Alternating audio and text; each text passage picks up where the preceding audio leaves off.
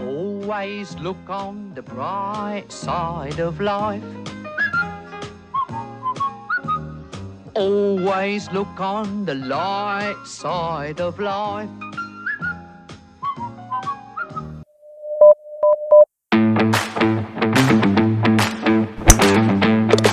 Welcome to Talk Birdie to Me with former world number 16 Nick O'Hearn and Tour Pro Mark Allen, live from Titleist and FootJoy headquarters. And thanks to our great partners, Host Plus, the official retirement partner of Talk Birdie to Me.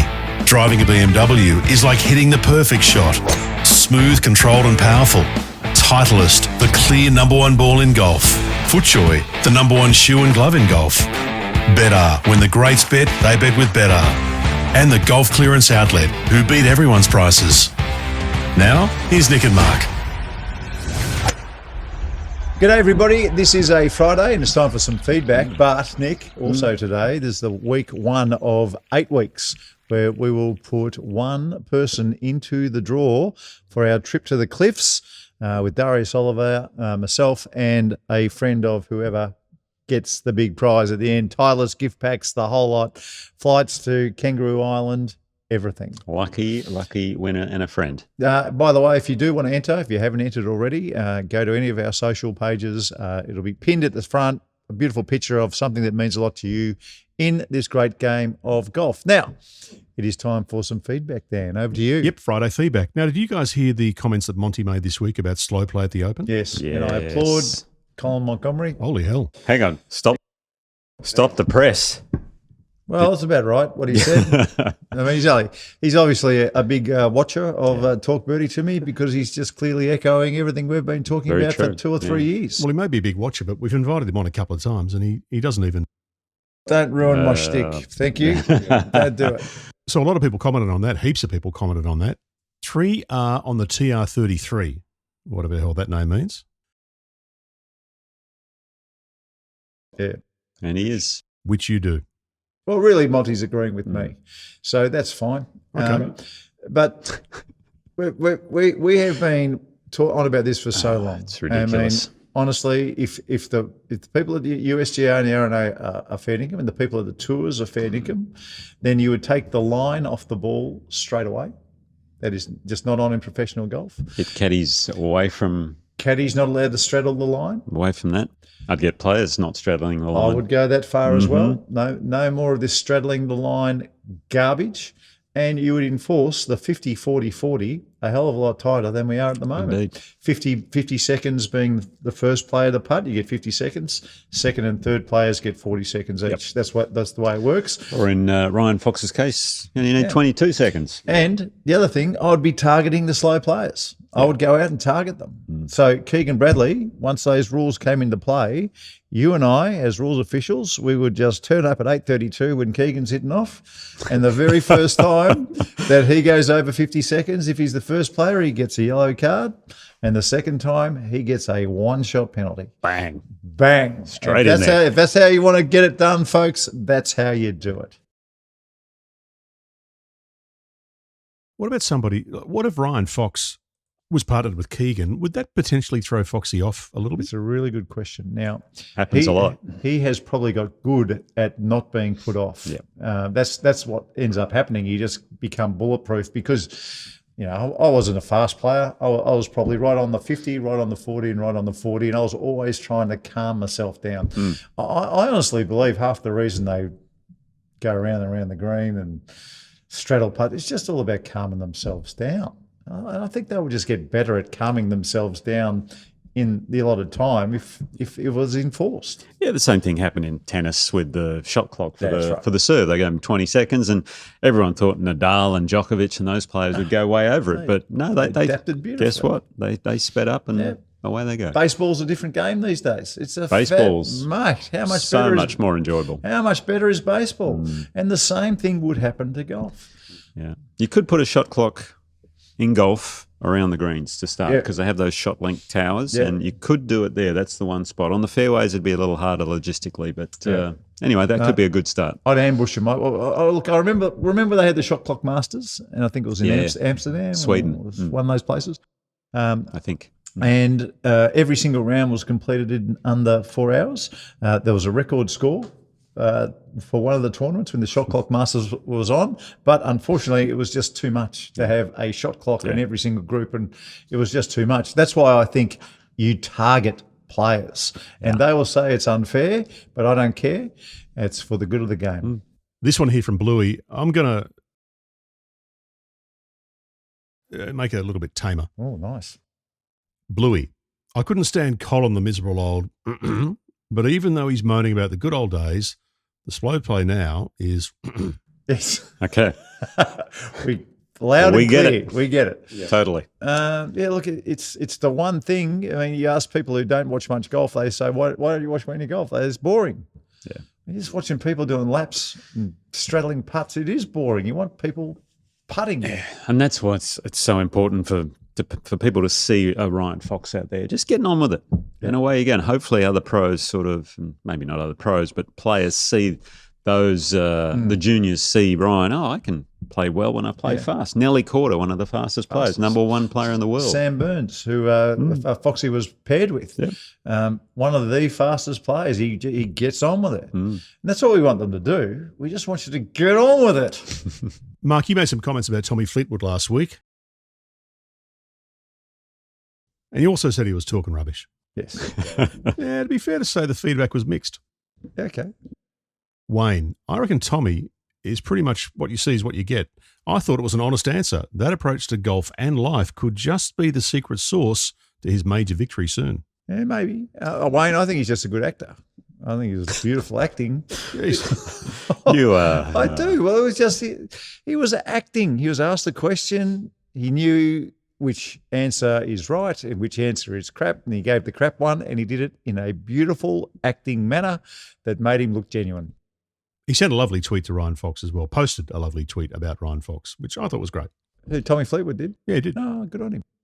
Jeremiah, always thought Tommy was a classy guy. This just confirms that. You can tell he's happy and is living life on his own terms. I love him, by the way. I think he's fantastic. He's awesome. I wish I had his swing of all the swings. But you know, it looks so natural, but when you watch him work out and try and what do you call it? My mum used to have a term for it. Grind. It's when you groove. For him to really groove his swing. Some of the stuff he does on the driving range, you know, he's got caddies pushing his head and doing all kinds of different stuff. He's got alignment sticks going everywhere. Sticks all over the joint. He really works hard in grooving that action. And by the way, if so many people who pick up the game late have got short backswings. Try the short. If you know you've got a short backswing, try the short follow through that Tommy does. I mean, Tommy makes an effort to have a short follow through. He makes an effort. It started off as a drill, and now it's just part of who he is. Yeah, I use it as a drill sometimes when my swing gets out of sequence. I'm almost feeling as though I'm hitting and like there's a brick wall halfway through, and I've got to stop the club before it reaches that, and it syncs up your lower body to really drive your lower half better through the ball, and it syncs up the swing a little better. That's right. Creates a lot of speed too. How often do you see somebody, they're 60 years old or 50 years old and their backswing's to about there and they try and make a Rory McIlroy follow through? It just doesn't work. Well, and they finish on their back foot, and right at the end they lean forward. Yeah, that's it. All that. And it's because it just doesn't match up, and you want it all to match beautifully. So if you have got a short backswing, at least give the short follow through a bit of a go and see what happens to your golf. Mark, you can make a bit of a call on this one. It's a comment from Ben.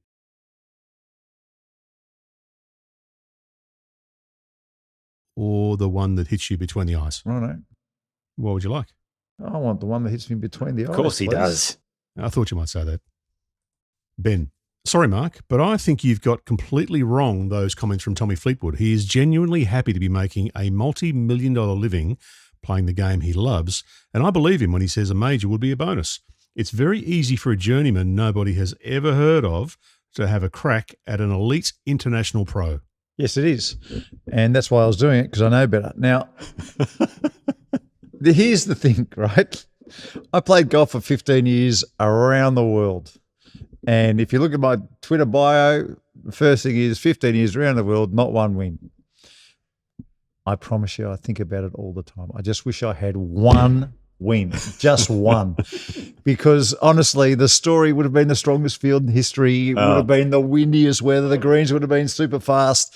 Just to be able to say it, I wish I just had one. Well, your highest finish at the Australian Open was the strongest field in golf ever assembled. 1992 Australian Open, the strongest field the Australian Open had ever seen. Windy as well, so windy.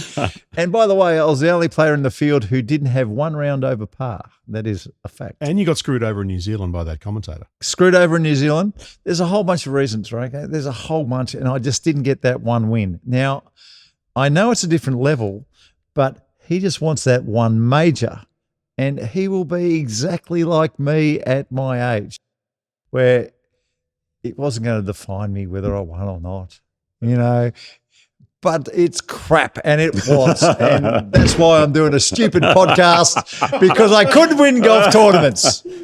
Oh, gosh. All right, moving on from that. Nick Faldo made those comments last week about with his idea about the tees that we talked about. Yeah. Oh, loved it. I'm starting to get on board with this tee thing.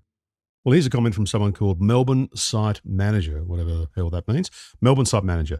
Have tees like the driving range with a mat and a tee already in position. Everyone should hit it from the same spot and from the same tee height. No maintenance of tee boxes required. Listen, the day there are mats in professional golf is the day that I can't watch professional golf anymore. Yeah. Maybe he's Melbourne Site Manager. Maybe he designs artificial turf driving complexes. Ranges. Driving ranges. I do reckon there's some. I think it would help the short tees. It would help a lot of amateur players. One, because I think a lot of them tee it too high. Sure, but again, this would be a bifurcating rule. Yeah. For the pros. Just for the pros, for professionals. And, you could, sometimes the tee length, like for instance, you go to a British Open, they cut the tees very, very low. Like concrete. So a 1 inch tee might be fine. But if you go to some courses in America where the grass is a little bit longer, maybe you need an inch and a quarter or an inch and a half or something like that. So I think professional golf, the only tees you can use as boys will be on the first tee. You can use them for your irons, your woods, your 3-woods, the whole lot, but you can't use anything else. Aaron Rowe would be upset. He couldn't use his castles. That's right. He couldn't use his pink castle tee, Aaron. But look, there's going to be some, what do you call it? When people, it's a good thing that there's going to be some collateral damage. Oh, of course. It took me a while. There's going to be some collateral damage, but I think for the good of the game, it would be worth it. Okay. And I'm starting to really get on board with that one-length tee in the smaller heads and the bifurcation for professional golf. Now, Mark, in a few weeks' time, you're going to Kangaroo Island to play with Darius Oliver, the cliffs at Kangaroo Island. Yes. And one Wolfpacker and a friend of theirs or a partner of theirs is going to go as well. Okay. For the next 8 weeks, we're going to put 8 people in the draw. Can we get Nick involved in some way? Can Nick at least draw somebody out? Can he do something in this venture that we're doing? I'm not doing anything. Well, how about this? We're choosing the weekly winner, but of the 8 weekly winners, they're all going to go on a random draw. So just thinking, maybe, Nick, you can draw out the draw at the end. You can be the barrel dude. Wow, how exciting. That's good. That's fabulous. You've done something. We'll put the first person in the draw right after this. Feels so special.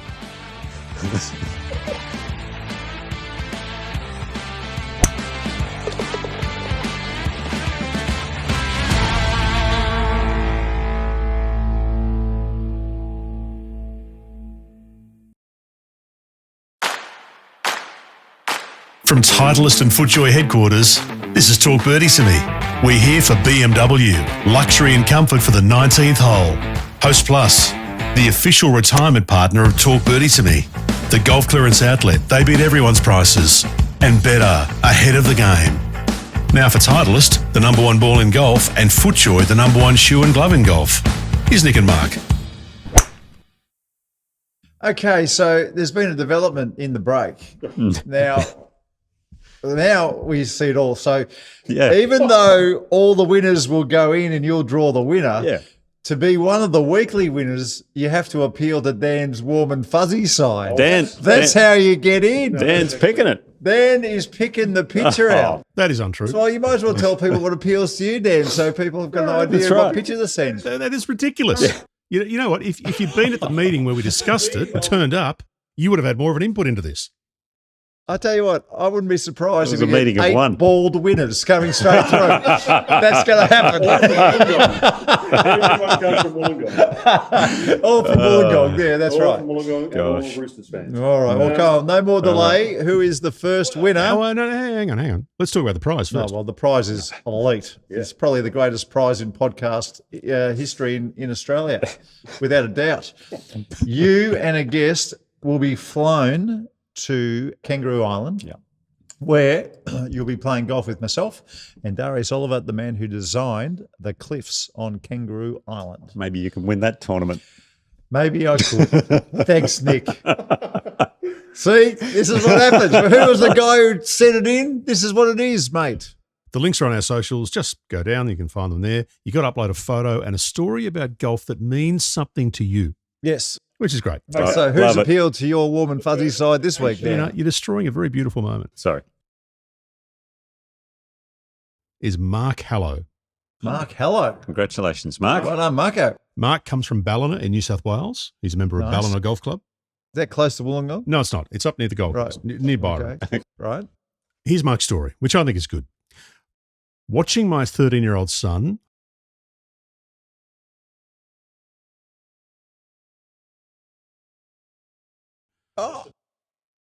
Ooh. after shooting gross scores of 80 and 81 over the 2 days was without doubt my favourite golf memory. He's been playing golf. His son's name is Mex, by the way. He's been playing golf for nearly 3 years now. I know, Maxie. And having ADHD and autism has not been a barrier to him improving at a dramatic rate. As his father, I get to spend 40-odd junior tournaments a year caddying and watching him and hanging out together. Plus, we get to play together at the club. Priceless. Hey, Mark and Max. isn't that fantastic? Wow, that is Well, awesome. best of luck, guys. How good's that? He's pretty good. He can play if he's shooting those kind of scores. Take it all back, Dan. That was a good choice. a very nice choice. Now, Very good. So Mark and Mex from Ballina are in the draw to go to Kangaroo Island with you, Mark. Fantastic. I'm looking forward to it. That is great. How good. Good stuff. Oh, best of luck, guys. And Nick, you'll be drawing that, doing something a little bit later. Absolutely. Well done. I'm glad you're doing something. Thank you. You guys are still ratbags. Yeah, I know. Come on, is there any more feedback on Friday or We got more? are we going? Are we done? Yeah, there is. This one comes from Mick in the UK. Guys, read the one marker drive. Yips, great masterclass. It's very easy to see why you guys get the big bucks. Have you ever tried a grip with the low hand little finger under the upper index finger, i.e. under the pad of the index finger? I think it's a good short game drill.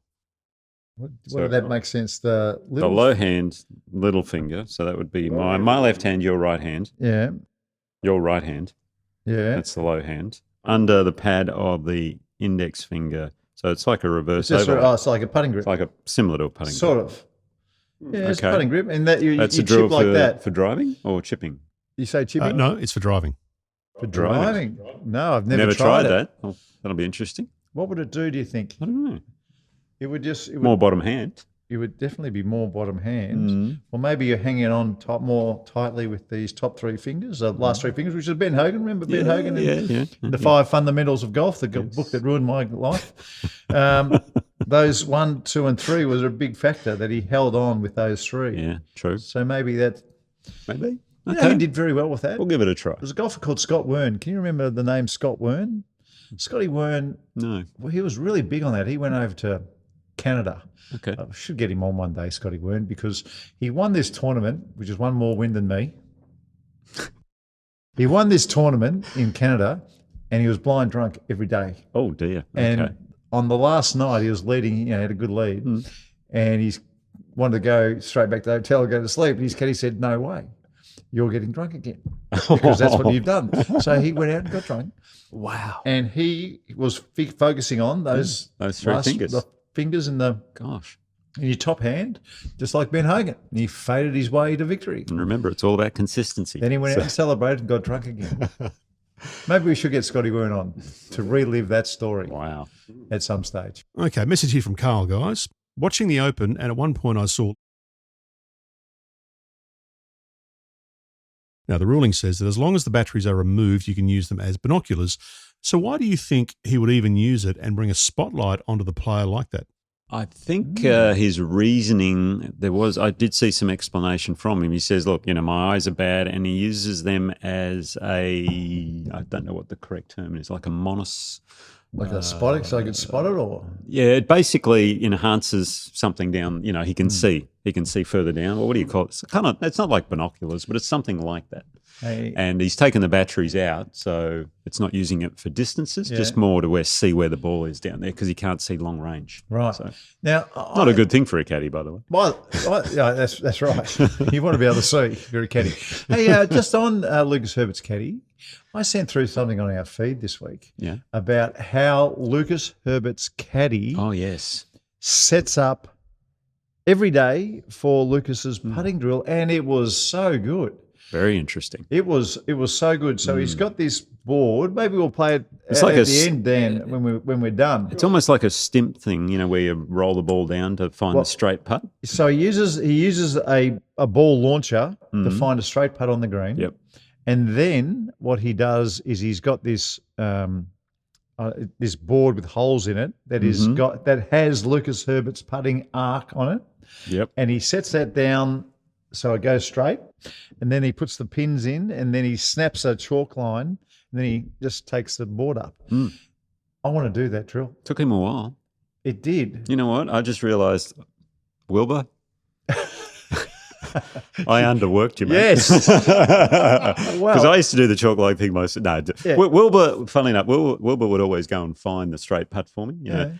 And it was the weirdest thing for a right-handed golfer to turn the longest putter upside down, flip it backwards and be hitting putts try and straight. Find a straight putt. Because, he didn't have a right-handed putter in my bag. Plus, it was a long putter, so it was very weird for a right-handed golfer to be using a long broomstick. If you ever wonder about what caddies do at tournaments, and your caddy did an awful lot of stuff. Oh, he was brilliant. The way Lucas Herbert talks about his caddy, the amount of work that this kid does, he doesn't look like a kid anymore. He looks like the Subway caddy from Happy Gilmore. He should have been on ZZ Top or something like that. He looks like that. But the amount of work he does setting up for Lucas and going out and scouting the golf course for Lucas, apparently he's one of the hardest working caddies that you'd ever see. The caddies, they work hard. Anyway, hang around. We'll put that clip up after the show, after the credits. Sean.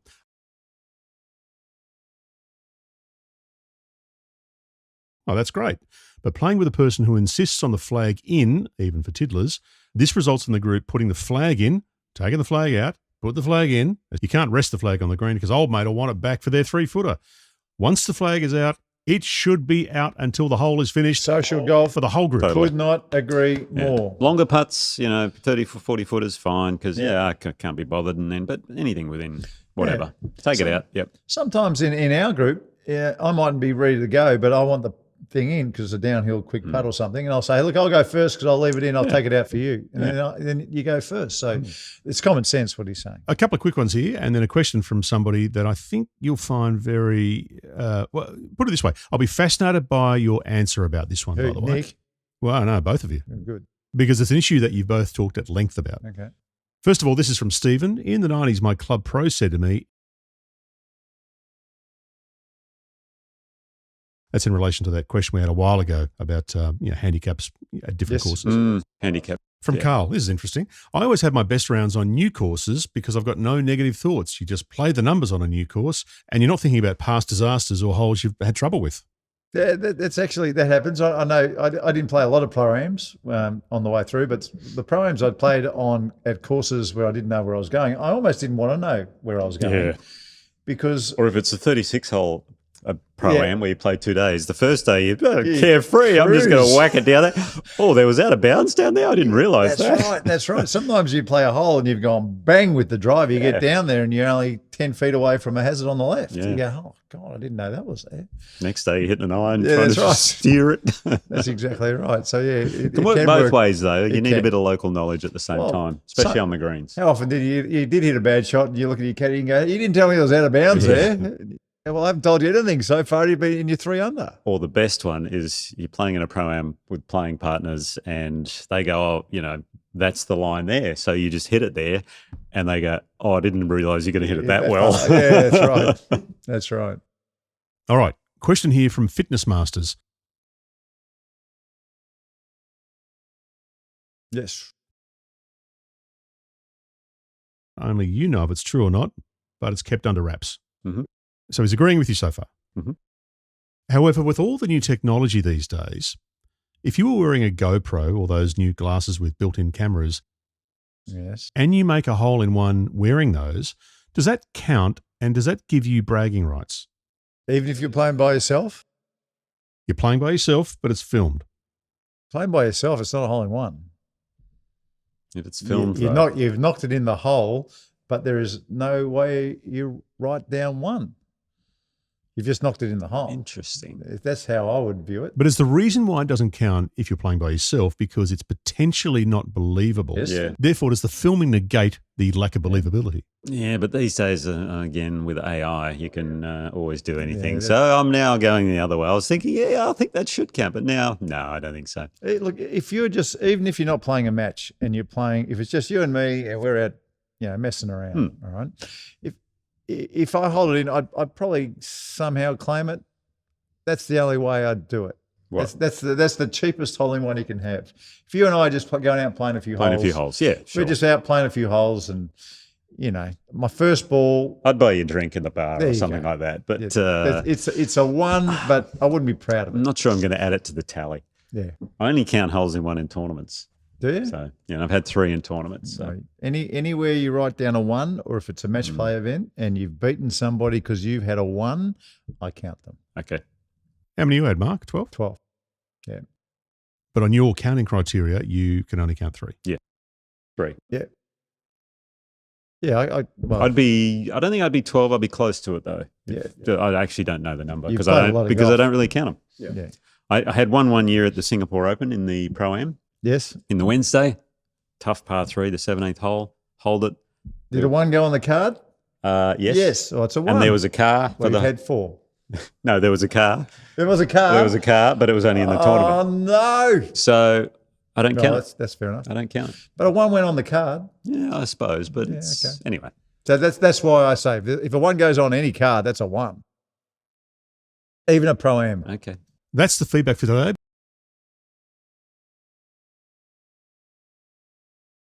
Live on the show. So, Nick, you cannot squirm out of this. Oh, good. Mark, had an idea. Go on. Coming up this November is Movember. What if we did Nick Mohern? Yes, Nick Mohern. Yes. And through the course of November, Nick grows a mo and we get Wolfpackers Nick Mohern. and us to sponsor him for Movember. It's a great cause. Yeah, good idea. I think it's the very least you can I have do to for do us. commentary. Oh, that's right. I've got to be on TV for the Australian Open. and Hang the on, I've PGA. done that. And Sorry? you're only on for one tiny millisecond. It's not going. Hang on, the Australian Open's in December. No, sorry, the PGA, Hang on, when's that? the Australian PGA. It's late November. Well, you can shave it off for the last event. You can do Movember until then. Yeah. You guys, I can't grow a mustache. So. I'll Well, that's let you okay. I'll let you have a think about I'll it. have a go at it. But Wolfpackers, send in your good thoughts news- just in case he says no, just to give him a little bit of encouragement. The good news is Nick my wife's Mohern. an artist. I might have to get her to get the. Yeah, that's all right. You can do Oh, that. I thought you were a guy who would support a charity, and I'm sure you will that's be. right. I will be. Nick Mohern I will do sounds it. so good. I love it. Or it might be Nick Good Mohu. thinking, Dan. Nick Mohu. Nick Mohu. That could even be better. All right, boys. Good on you, folks. See ya. Enjoy your golf this weekend, and we'll catch you next time. Oh my gosh. Talk Birdie to Me with Nick O'Hearn and Mark Allen. Live from Titleist and FootJoy headquarters. Titleist, the #1 ball in golf. FootJoy, the #1 shoe and glove in golf. The Golf Clearance Outlet, they beat everyone's prices. BMW, luxury and comfort for the 19th hole. Better, ahead of the game. And Host Plus, they can help you drive your retirement further. Now that's a plus. Issued by Host Plus Pty Limited. This is general advice. Consider the PDS and TMD on our website before deciding. Wherever you listen or watch, we'd love you to subscribe and share the pod with a friend. Talk Birdie to Me's executive producer is Dan Bradley at Kaizen Media. Sound design by Daryl Misson at loudzebra.com. And now from Titleist and FootJoy headquarters, that's been Talk Birdie to Me. Have a look at this level of preparation that goes into a tour player's pre-round warm-up. So for those people that think a caddy simply just carries a golf bag, this is Lucas Herberts, a caddy, and Lucas is obviously currently leading the Open Championship. And his caddy then goes and sets up this workstation. So the first thing he's going to do is he's going to roll it off this, so he's got a guaranteed, he knows where the ball's going to start. And he's trying to find a straight putt. So Sky Sports did a really good kind of talk over of this, but you can see he's using Lucas's putter. You can see there's a little green laser next to the hole. That's where they're using the laser line. He's just trying to find a dead straight putt so he can then warm up using a straight putt to work on some of his fundamentals. They'll then use a string line, so this will be covered in chalk. They then pluck it, and there we go. It leaves a nice chalk line on the green, and that goes after a couple of days. I love it when I go and warm up before a tournament when I was playing, and then someone else had done the chalk line. I don't have to worry about it. I can just use someone else's chalk line. Then he gets out this custom template that is built to Lucas's stroke, so got his exact arc on it. And now this is the painstaking bit that he's going to have to do. And this will be the same routine they probably do before every single tournament round of golf. And you can see here, he's putting all these pins in. Once the pins are in, he can then take the template away, and it's then going to leave a perfect stroke gate for Lucas to warm up to check that his fundamentals are in place. You can see him then here hitting a putt here. Got a very good stroke, good putt, and that's part of the reason why he's leading the Open, because these players have the same routines all the time. They don't just smash putts randomly like most people.